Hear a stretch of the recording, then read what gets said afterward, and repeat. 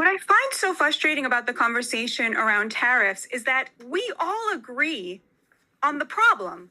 We all agree that the deindustrialization of America led to the downward mobility of the American working class, deaths of despair, people working multiple jobs and not being able to afford the American dream.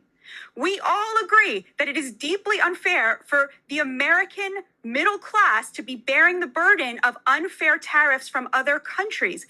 We all agree that it is great for the president to have leverage in order to demand reasonable things like that countries stop allowing fentanyl to murder 100,000 Americans every year and that Mexico do its part to police its own border. And yet when somebody has the courage to show up and say to Wall Street, screw you, I am waging war. I'm waging class warfare on behalf of the American working class.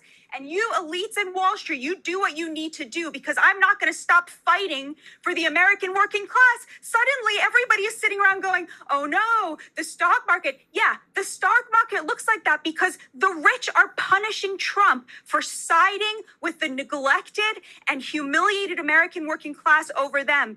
We have already seen these tariffs work, Pierce.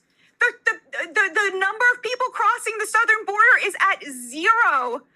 Fentanyl is at record lows for the last 10 years. We have already seen $1.2 trillion in manufacturing invested in this country since January 21st. So they have already worked. Now, how long is Wall Street going to keep trying to punish this president for standing the American working class?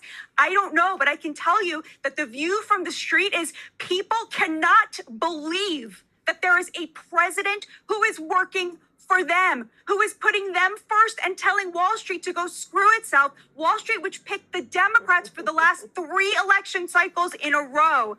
That's what the real story is here. American Compass did a survey of just GOP voters. We know now that the majority of Americans who make under $100,000 a year now vote for the Republican Party.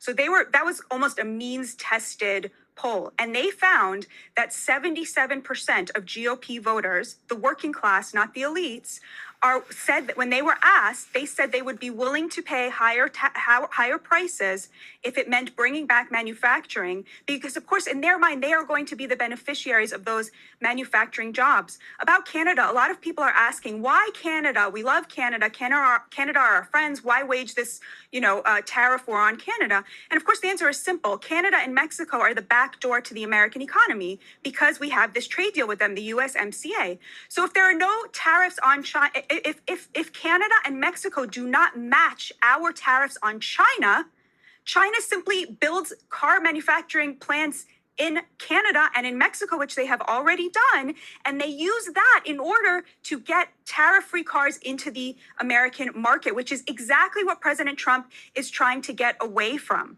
So what he wants from them is for them to close that back door. And I just want to emphasize again, back in the 70s, when the majority of the GDP in America was in the middle class, right? That's kind of like the golden era that we look back to of when the economy was really healthy and working class people felt that they could afford a middle class life.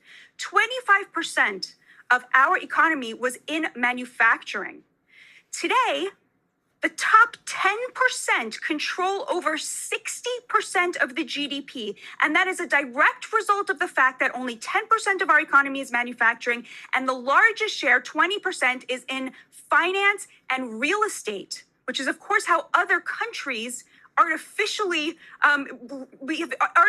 inflated the dollar, which makes the product of the American worker unaffordable.